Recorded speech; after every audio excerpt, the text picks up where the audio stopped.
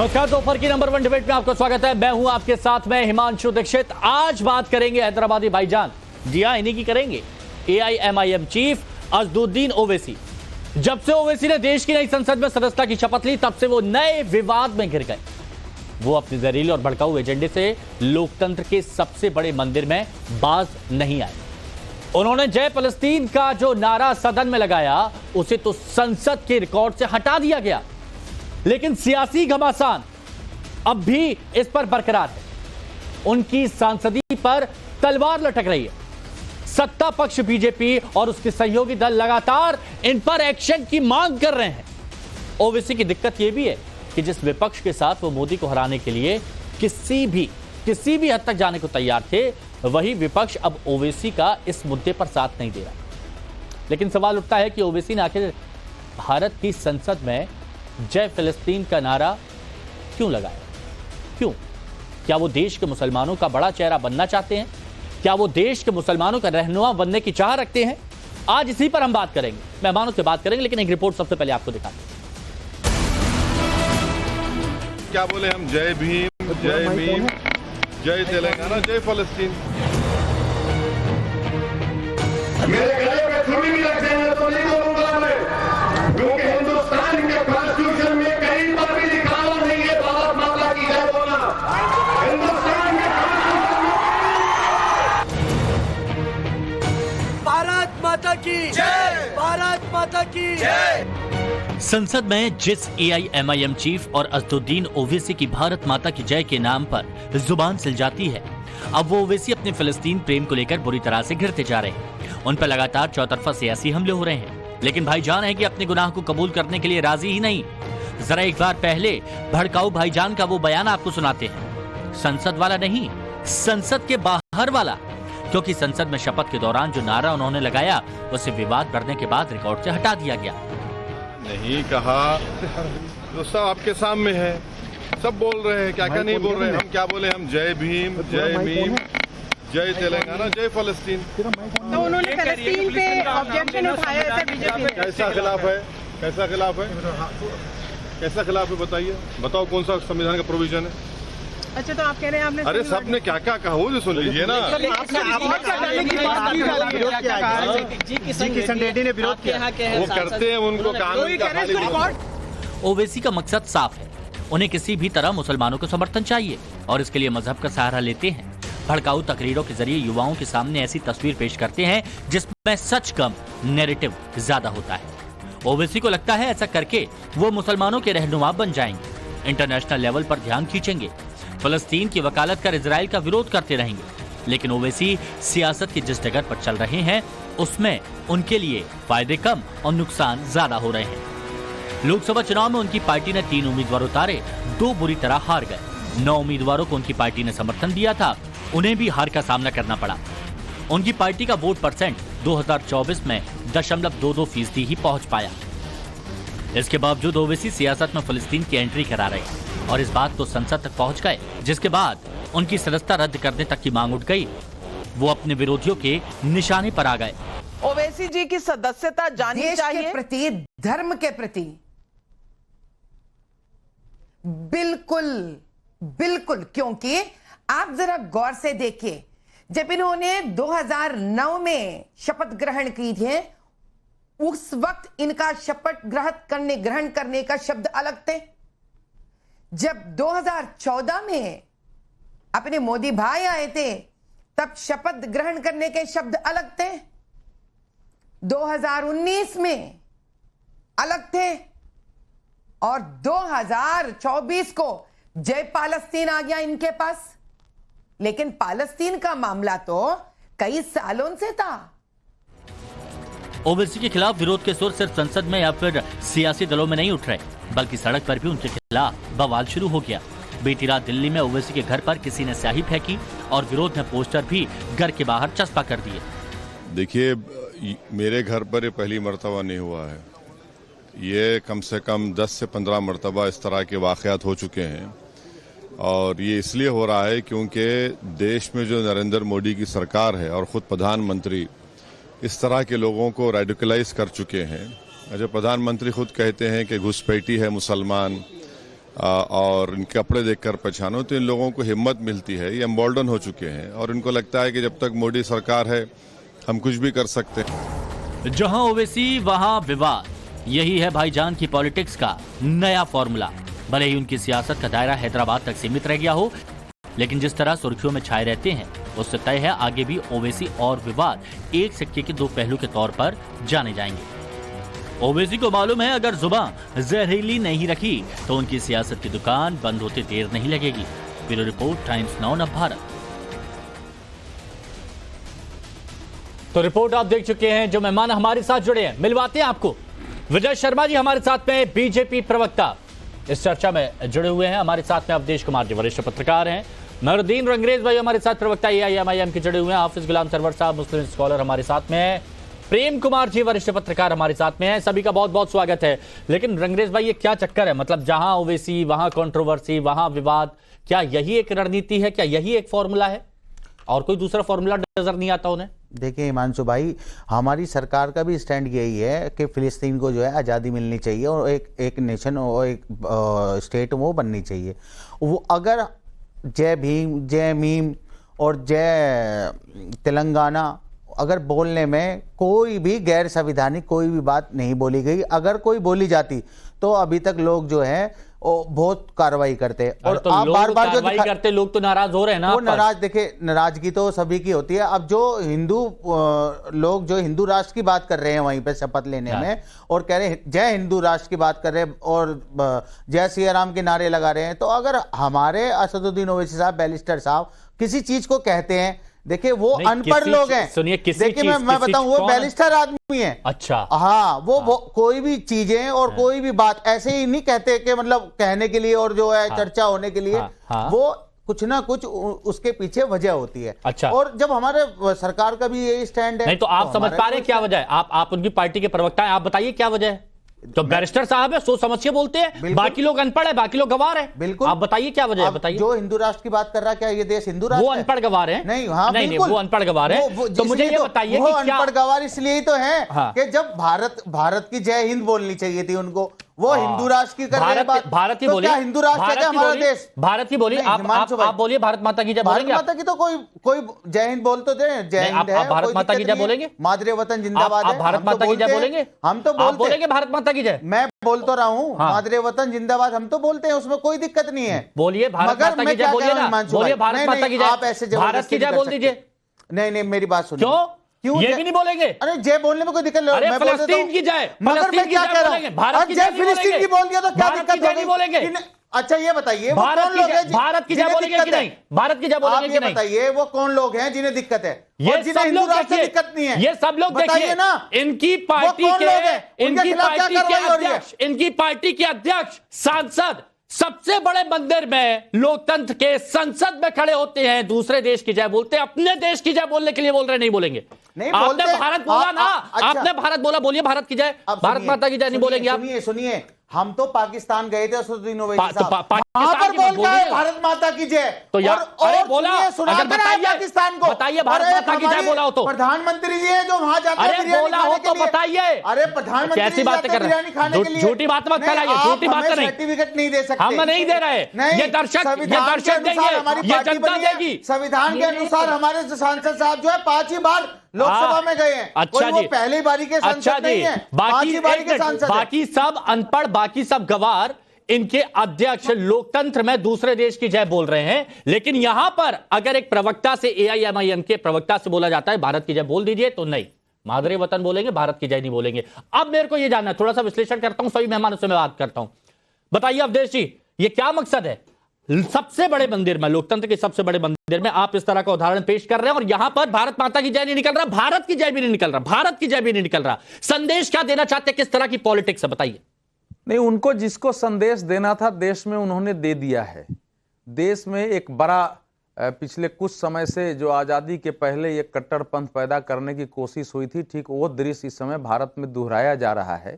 जो लोग कट्टरपंथी हैं इस्लाम में भी, आम मुसलमान को तो इस देश में अपनी रोजी रोटी बाकी से कोई इधर उधर देखने की फुर्सत नहीं है, लेकिन ओवैसी और बाकी लोगों ने एक देश में कट्टरपंथी वो पैदा किया है। तो उनकी नजर में इस समय दुनिया में इस जिहाद और इस्लाम का एक केंद्र फिलिस्तीन बना हुआ है। तो जय फिलिस्तीन, और वो सब इजराइल को के अस्तित्व को नहीं मानते हैं। और इजराइल मतलब फिलिस्तीन इस समय मुसलमानों के, इस्लाम के अस्तित्व का विषय बना दिया गया है। अच्छा, तो वो ये बता रहे हैं कि इस देश में जो है, भारत देश में बोल करके, और फिर आपने देखा है कि केरल में जय फिलिस्तीन की बात हुई है। हाँ। केरल में आपने देखा है ना फिलिस्तीन पर कैसे कैसे हुआ, वहां के कट्टरपंथी आईपीएफ के लोग पकड़े गए हैं। तो असदुद्दीन ओवैसी ये जानबूझ के भारतीय पार्लियामेंट में, जबकि उसके साथ भारत की जय नहीं बोले। अच्छा। हालांकि मैं फिर भी कह रहा हूं कि अगर वो जय भारत बोलते, उसके बाद जय फिलिस्तीन बोलते, तो एक सेकंड के लिए मैं उसको मान भी सकता था। जय भारत के साथ जैसे जय अमेरिका, जय बांग्लादेश, जय भारत लोग बोल देते हैं,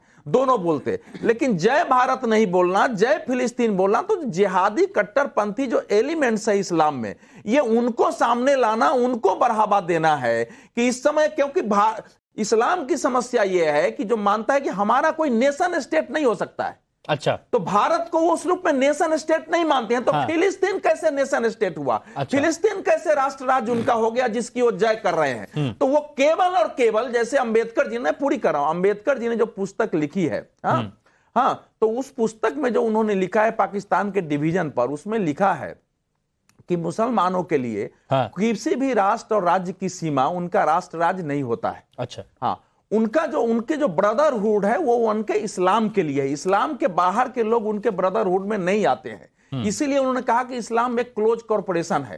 तो वैसे उस जो उन्होंने लिखा वही सच्चाई है, और उसकी बात को आगे बढ़ा के देश में एक जानबूझ के मुसलमानों के अंदर एक उग्रवादी एलिमेंट पैदा करना, और दुनिया में अपने को दिखाना कि हम भारत में एक इस्लाम के बड़े नेता के रूप में खड़े हैं और हमारी विचारधारा वही है जो आपकी है। हाँ, मतलब दुनिया वाले देख लो, अगर भारत में कोई शख्स है जो मुस्लिमों के बारे में बात करता है तो वो असदुद्दीन ओवैसी है, ये बताने की कोशिश की, इसलिए संसद में ये बात बोली। मैं अवधेश जी से एक सवाल कर रहा हूं। अवधेश जी, आप ये बताइए, इजराइल को सहारा दिया था, फिलिस्तीन वालों ने नहीं दिया था। जब उनके पास किसी ने उनको जो है स्वीकारा नहीं, जब हिटलर ने उनको मार काट मचाई उनकी, तो जब अगर आपके घर में कोई आ जाता है तो आप क्या करेंगे? क्या उसको भगाएंगे? अच्छा, नहीं, आप सुनिए, आप ये बताइए। सुनो, और आप जो इस्लाम के बात, आप इस्लाम पे चले जाते हैं, कट्टरवाद पे बात करने लगते हैं। आप ये बताइए, मुसलमान कौन सा कट्टर है? आप बताइए आज। अच्छा, अवधेश जी, आप बताइए, कट्टर कौन है? मेरी बात सुनिए ना, कट्टरता की बात कर रहे हैं। कट्टरता का उदाहरण मैं इस स्टूडियो से देता हूं। मैंने आपसे बोला था ना, बोलिए भारत की जय, बोलिए भारत माता की जय। आप बोलते हैं, अब तुम्हारे कहने से क्यों बोले हम? अरे तो ऐसे तो बोलते हैं भाई, मन से बोल दीजिए। हम तो राष्ट्रगान भी सुनते हैं, मन से बोलिए ना। आपकी तरह थोड़ी है, मन से बोल दीजिए, तो बोल दो तो हम बोलते हैं। मन से बोल दीजिए, आप ये बताइए। अच्छा, आप ये बताइए, मैं क्या कह रहा हूं? मैं आपसे अल्लाहू अकबर बुलवाऊं? ठीक है, ये कोई अच्छा, ठीक है, आपने मुद्दा उठाया, डिबेट के तरीके से होता है। आपने मुद्दा उठाया, उसके बाद तुरंत जवाब दीजिए, फिर मैं आगे जा रहा हूं। हाफिज भाई, ये झूठ दुनिया में फैलाया जा रहा है कि फिलिस्तीनियों ने जमीन दी। सच यह है कि इजरायलियों ने वहां जमीन खरीदी है। सुनिए, और उसके पहले फिलिस्तीन नाम का राष्ट्र कहीं भी इतिहास में हमको बता दीजिए कि फिलिस्तीन नाम के नेशन स्टेट का किसी किताब में, किसी में वर्णन है। वो आ कहां से गया? इजरायलियों की वो जगह थी, उन्होंने पैसे देके जमीन खरीदे हैं, लेकिन उसके अस्तित्व को स्वीकार नहीं करेंगे। अच्छा, ठीक है। जो जय फिलिस्तीन बोलते हैं वो जय इजराइल नहीं बोल सकते, इजराइल के अस्तित्व को नहीं स्वीकार। जमीन बिल्कुल झूठ है। मेरे साथ में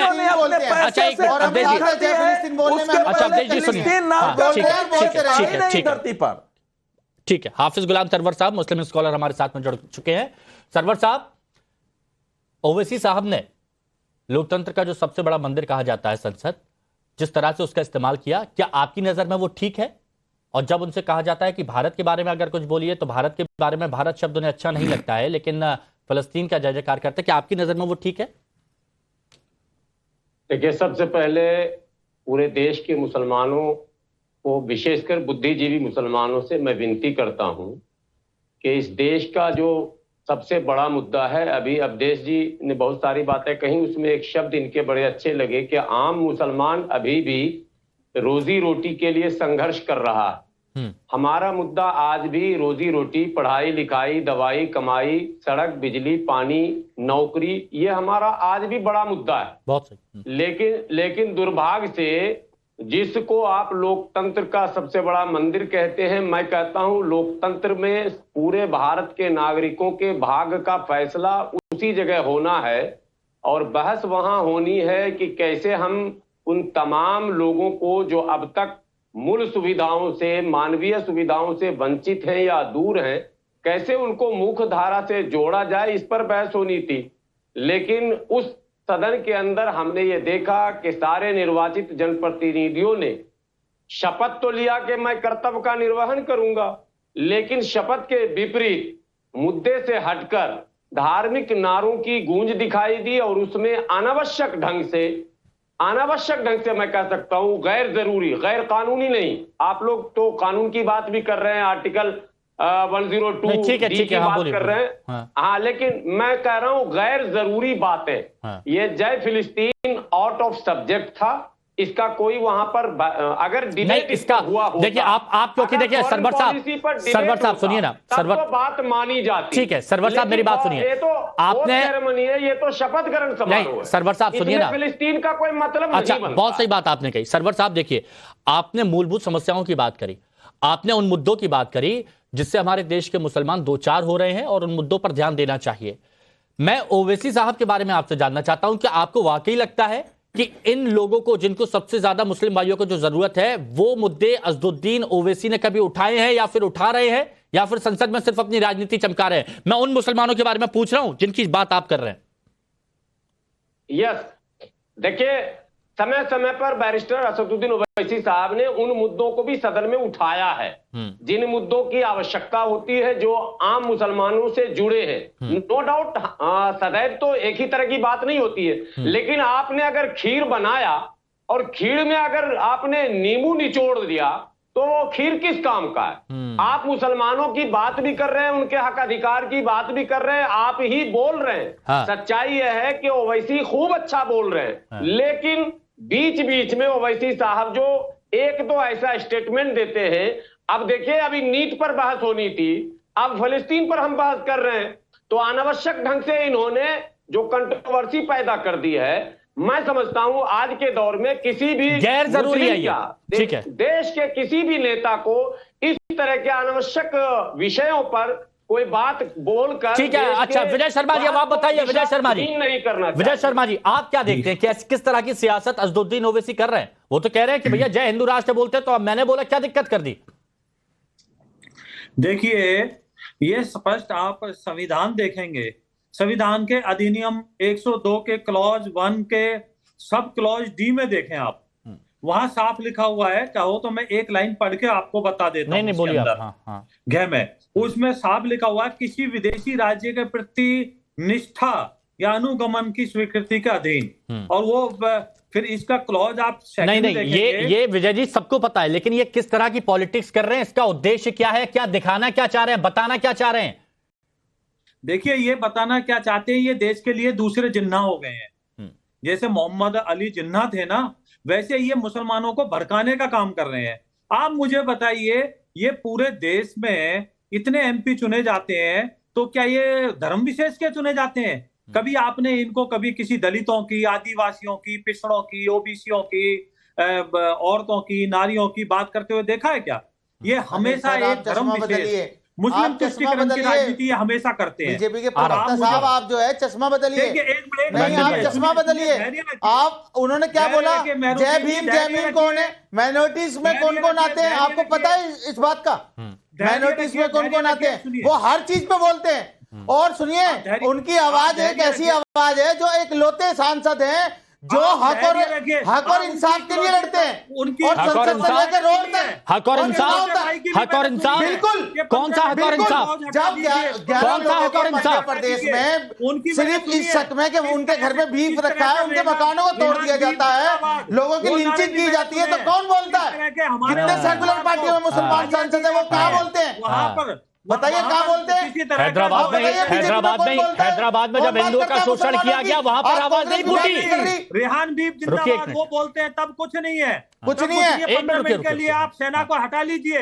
ये बैरिस्टर साहब के बयान, उनके छोटे, अरे मत बोलिए, ये क्या है, मत बोलिए इस तरह वहां तो फिर नहीं बोल पाएंगे, वहां डिफेंड नहीं कर पाएंगे। उन्होंने तो 15 मिनट के लिए कहा था, तुम्हारी सांसद ने तो 15 सेकंड के लिए कह दिया। शर्म आनी चाहिए आपको। मुल्ला कटुआ सदन में कह रहे हो, एक मुसलमानों की हालात ये कर दी, हमारे असदुद्दीन ओवैसी साहब के घर पे हमला करवा रही है भाजपा, छोड़ दीजिए, उन्हें मारने की साजिश रच रही है। कौन सी साजिश? कौन सी साजिश? उनको मारने की साजिश रची जा रही है। कैसे? उनके घर पर हमला हुआ है रात, काले अगर उसके खिलाफ FIR भी करवाई है, नहीं पथराव भी हुआ है वहां पर, हमने FIR भी दर्ज करवाई है। अच्छा बताइए, जो लुटियंस जोन में सामने इलेक्शन कमीशन का ऑफिस है वहां, और सामने PHQ है, दिल्ली पुलिस का हेडक्वार्टर है, और एक लुटियंस जोन में उनका घर होने के बावजूद उनके घर पर हमला हो जाता है, और जबकि उनके पास सिक्योरिटी भी है। तो ये मतलब शासन प्रशासन क्या करना चाहता है कि कोई मुसलमानों की आवाज ना उठा सके। नहीं, मगर सुनिए, मुसलमानों की आवाज उठती रहेगी, चाहे विपक्षी पार्टियां उठाए ना उठाए।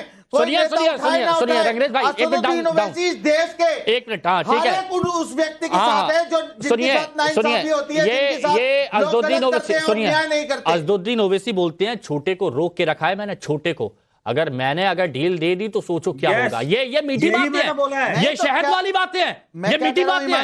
ये क्या है? ये क्या है? उन्होंने सही कहा ना। अच्छा सही कहा, तो अगर आप लड़ाई की बात करते हैं तो सामने वाले से क्या उम्मीद करते हैं? मेरे को एक कहावत याद आ रही है कि वो क्या, जब बोए पेड़ बबूल के तो फूल कहां से हुए, और जब आप बबूल के साथ ये सारी चीजें कर रहे हैं तो कहां से, है ना? ये एक सोचिए कि आपको उस तरह का जवाब मिल रहा है। लेकिन मैं प्रेम कुमार जी से मैं तुरंत बात कर लेता हूं, उसके बाद हाफिज भाई तुरंत आ रहा हूं मैं। प्रेम कुमार जी, क्या ये एक कोशिश की जा रही थी पूरी दुनिया को ये बताने की कि भारत में अगर कोई मुस्लिमों की बात करता है तो वो सिर्फ एक शख्स है और उसका नाम है अज़दुद्दीन ओवैसी? क्या ये एक प्रयास था या फिर कुछ और? आपका विश्लेषण क्या है? देखिए, मुझे लगता है कि जय फिलिस्तीन का तो समर्थन संसद में नहीं किया जा सकता, कोई भी बोले, न हिंदू राष्ट्र बोले जी, उसका समर्थन किया जा सकता है, मेरा अपना मानना है।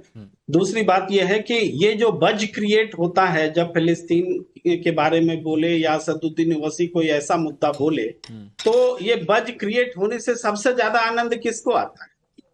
देखिए, हम तो सुन रहे थे, अवधेश कुमार जी बहुत आनंद लेकर के बता रहे थे कि कैसे इस्लाम धर्म जो है सीमा नहीं मानता है, पूरी दुनिया को ऐसे, मतलब इस्लाम को गाली देने का एक अवसर बन जाता है। गालियां तो बात ये शब्द मेरे शब्द हैं, इस्लाम को गाली मेरे शब्द हैं, मतलब आलोचना करने का एक अवसर मिल जाता है। ये बज आपने खुद रिपोर्ट में दिखाया कि असदुद्दीन ओवैसी का कितना सिमट गया जनाधार है। तो इस सिमटे हुए जनाधार को इस राष्ट्रीय फलक पर इतना बात करना, इतना महत्व देना, इससे किसको फायदा होता है? देखिए, पूरी भारतीय जनता पार्टी बैठी है, अवधेश जी बैठे, मैं बैठा हूं, सब लोग बैठे हैं, और सब लोग किस पे बात कर रहे हैं? भाई असदुद्दीन ओवैसी। इतने बड़े आदमी हैं क्या वो कि इस पूरे देश के बारे में हम असदुद्दीन ओवैसी पे बात करें? दरअसल उसका जो रिएक्शन होता है, चेन जो बना हुआ है ना, उनके घर, बस बहुत संक्षेप में खत्म कर रहा हूं, जो चेन बना हुआ है, उनके घर में स्याही फेंकी जाती है ताकि कुछ हो प्रोवोकेशन, और प्रोवोकेशन में असदुद्दीन ओवैसी कुछ बोलेंगे या उनका सपोर्ट सिस्टम कुछ बोलेगा, तो उसके जवाब में फिर कुछ और बोला जाएगा, और इन सब से इसका एक चुनावी चटनी इसकी बनाई जाएगी, धार्मिक रूप से पोलराइजेशन होगा। तो इस चीज को रोकना है तो इस तुच्छ व्यक्ति जो ओछे विचार आते हैं, उनको अहमियत देने की जरूरत नहीं। ठीक है सरवर साहब, आप ये बात एक्शन लेगी नहीं लेगी? असदुद्दीन ओवैसी को सदन की सदस्यता खत्म करने के बारे में जरूर बोलेंगे, क्योंकि सरवर साहब को नमाज के लिए जाना है, मैं उनका एक रिएक्शन लेता हूं। सदस्यता खत्म नहीं की जाएगी। अच्छा सरवर साहब, बताइए, क्या आपको भी लगता है कि बहुत ज्यादा अहमियत दी जा रही है? ज्यादा अहमियत नहीं देनी चाहिए अगर इसी तरह से बयानबाजी करते हैं तो? यस। अब देखिए, टोटल 26 सांसद हैं मुस्लिम माइनॉरिटी के अलग अलग पार्टियों से।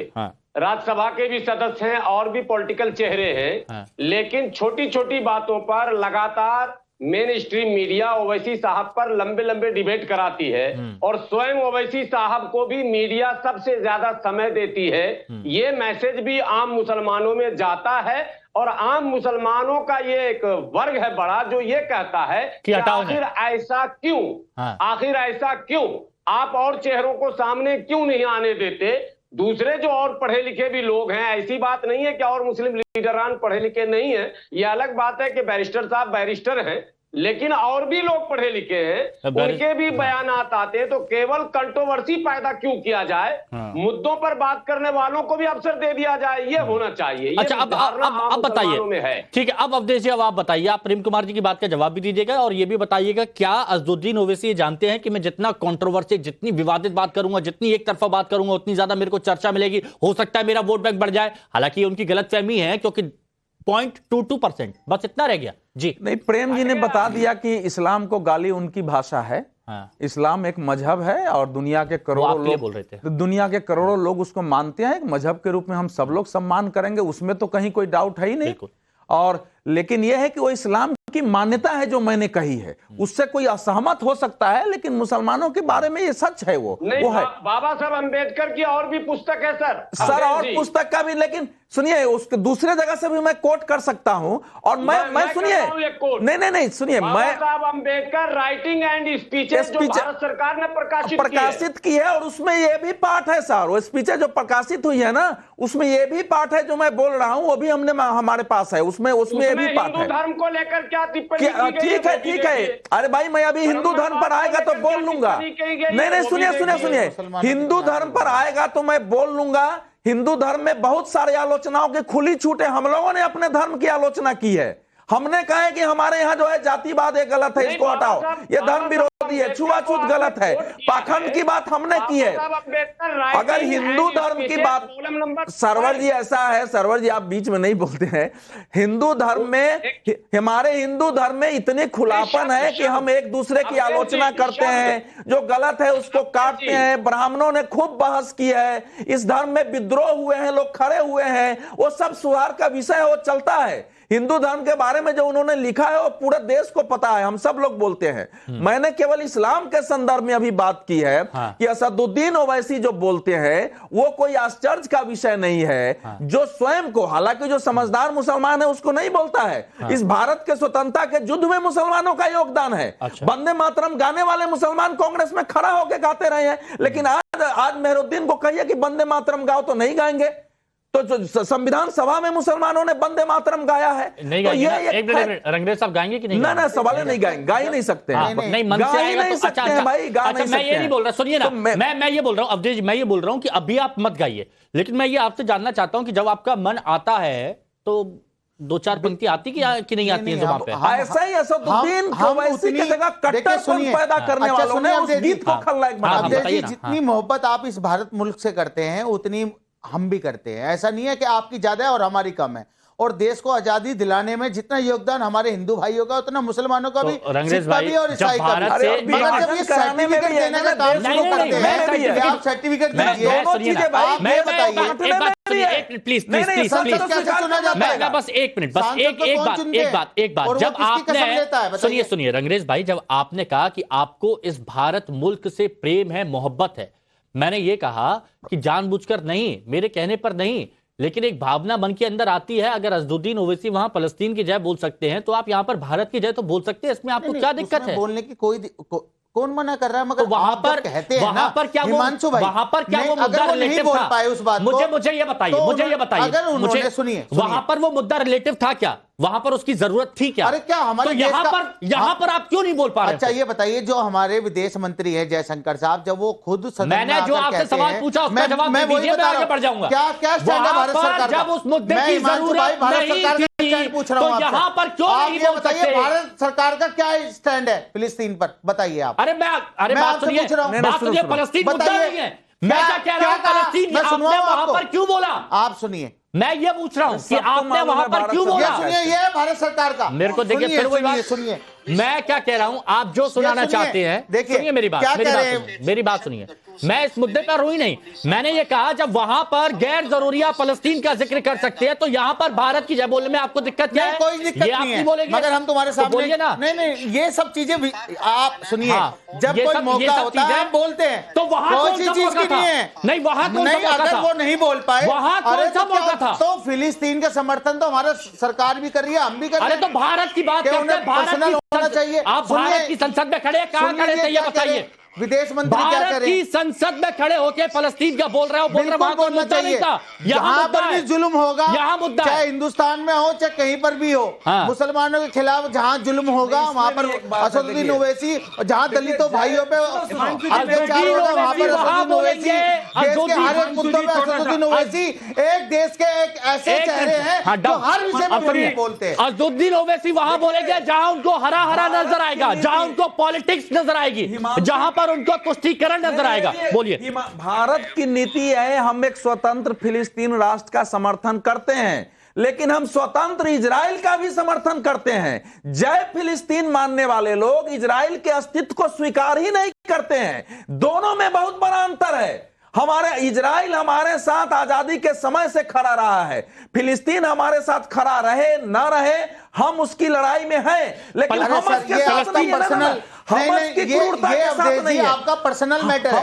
अरे पर्सनल सरकार का ये पर्सनल मैटर है, पर्सनल नहीं है। नहीं आपके फिलिस्तीन की आजादी का समर्थन करना हमास की क्रूरता का है, और जो हमास के आतंकवाद का समर्थन करना नहीं है। इस समय जय फिलिस्तीन बोलना, इस समय जय फिलिस्तीन बोलना हमास के आतंकवाद का समर्थन करना है। ये अवधेश जी का पर्सनल मैटर है, और वो जो उन्होंने संसद में किया वो ओवैसी का पर्सनल मैटर नहीं था, वो तो जनहित का मुद्दा था। अच्छा, तो वो जनहित का मुद्दा था। राधे राधे, मेरे को ये बताइए, मेरे को ये बताइए, नहीं नहीं नहीं, अरे जय सिया राम पर क्या बोलेंगे आप, राधे राधे पर क्या बोलेंगे, किसी की भावना वहां पर बोला क्या है? अल्लाह अकबर बोला, आपने अल्लाह अकबर बोला, हमने कुछ कहा, हमने कुछ कहा, बिस्मिल्लाह बोलेंगे हम, तो उस पर कुछ कहा, उस पर हमने आपत्ति नहीं जताई, हमने आपत्ति नहीं जताई। आपको जो है ना, अरे हमने आपत्ति नहीं जताई, संसद में किसी ने आपत्ति जताई? अगर आपने वहां पर अल्लाह अकबर या फिर जो भी बिस्मिल्लाह रहमान भी अनावश्यक था, सुनिए है, मैं ये कह रहा हूं वहां पर आपत्ति नहीं जताई।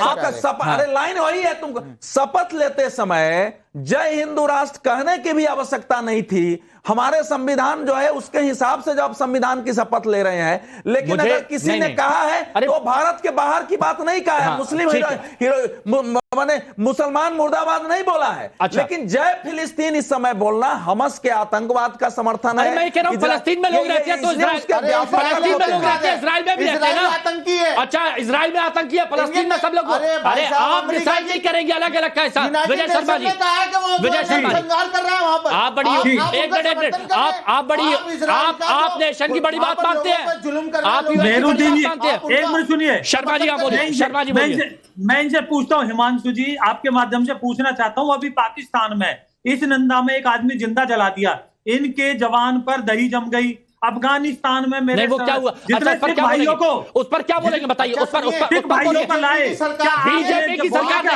अरे आप बताइए क्या बोलेंगे? सबका विकास सबका विश्वास की आपकी पार्टी में एक भी सांसद नहीं है, मगर क्या मुद्दा हुआ? पाकिस्तान में, अफगानिस्तान में हमारे सिख भाई और हिंदू भाई वहां पर सांसद भी हैं और सब खुशहाल है, और जितने गलत हिंदू भाई हैं मेरी बात सुनिए, नहीं जहां 100 करोड़ हिंदू है वो हिंदू खतरे में। मेरे को ये बताइए, शर्म आती है मेरे को आपसे ये बताते हुए कि हिंदू खतरे में। एक मिनट बोल दिया, अच्छा बोल दिया, लेकिन मेरे को ये बताइए ईस्ट इंडिया में किसी की हत्या वहां पर की गई थी, वो सपोर्ट करेंगे? अरे हाँ या ना में बताइए ना, अरे हाँ या ना में, अभी फिलहाल यहाँ की बात कर रहा हूं, आप हिंदुस्तान की बात कर रहे हैं, एक मिनट ठीक है, माना आप हिंदुस्तान की बात कर रहे हैं, तो संसद में फलस्तीन की क्यों, संसद में हिंदुस्तानी क्यों नहीं? हमारी सरकार का भी स्टैंड है तो हमने भी ले लिया, वहां के लिए नहीं, वहां के लिए जिया धड़क जाए, अगर हमने कोई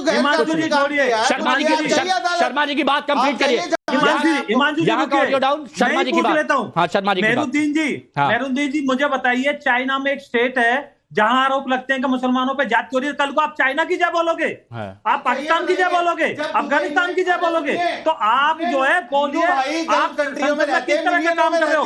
आप वहां पर तो हिंदू भाइयों के साथ कोई जुल्म ज्यादती नहीं हो रही, ना उनसे वहां पे जो अल्लाह अकबर के नारे लगाए जा रहे, ना वो खतरे में है, मगर हिंदुस्तान में 100 करोड़ हिंदू खतरे में। ठीक है, एक डाउन करिए, वक्त कम है। प्रेम कुमार जी, अगर असदुद्दीन ओवैसी ये सोच रहे हैं कि इस तरह की बात करके पूरी दुनिया, पूरे देश में मुसलमानों के रहनुमा के तौर पर एक चेहरा अपना दिखा के 0.22% से उनका वोट शेयर बढ़ जाएगा, तो क्या आपको लगता है वाकई ये बढ़ जाएगा? क्योंकि गुलाम सरवर साहब ने तो इसको मानने से इनकार कर दिया, आपको क्या लगता है?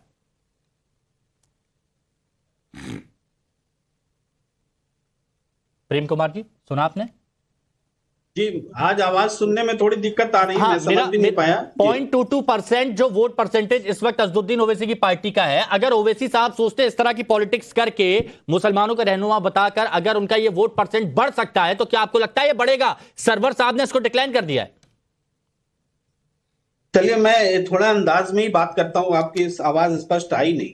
तो देखिए, इस पूरी चर्चा में एक अपनी बात अपने मन से मैं जोड़ता हूं, वो ये कि जैसे भारत की जय बोलने में किसी को दिक्कत नहीं है, चाहे असदुद्दीन ओवैसी हो, चाहे मेहरुद्दीन रंगरेज हो, लेकिन जब भारत माता की जय बोलते हैं तो बहुत लोगों को दिक्कत होती है। मुझे भी इंडिविजुअली दिक्कत होती है। मैं माता मानूं, माता मेरी एक है, मैं किसी दूसरे को माता नहीं मान सकता। भारत माता बोलूंगी तो पाकिस्तान मौसी हो जाएगी, माता को नमन तो करते होंगे, माँ को नमन तो करते होंगे। हाँ, तो मैं कह रहा हूँ कि भारत की जय हम सब बोलते हैं, जय हिंदुस्तान भी बोलते हैं। अरे मैं तो कह रहा हूँ, अगर माँ भी अगर किसी को मानते तो माँ को भी हम नमन करते हैं। मैं तो माँ के साक्षात दंडवत करता हूँ। अब भारत हमारा देश जिसको हम मानते हैं, माँ अगर जुड़ा हुआ है, अगर माँ जुड़ा हुआ है उसमें तो क्या दिक्कत है? पॉइंट सुनिए, नहीं पॉइंट सुनिए, आपको दिक्कत नहीं है, मुझे दिक्कत है। माता मेरी एक ही होगी, दूसरी नहीं होगी। कुमार मुझे दिक्कत है, एक नहीं होती, धरती माता भी होती है। चलिए देखिए, समझना होगा, जनता को समझना होगा कौन कितनी नौटंकी कर रहा है, कौन कितनी पॉलिटिक्स कर रहा है और कौन किस तरह से कोशिश कर रहा है लोगों को परगलाने की। सभी का बहुत बहुत शुक्रिया। एक बड़ी खबर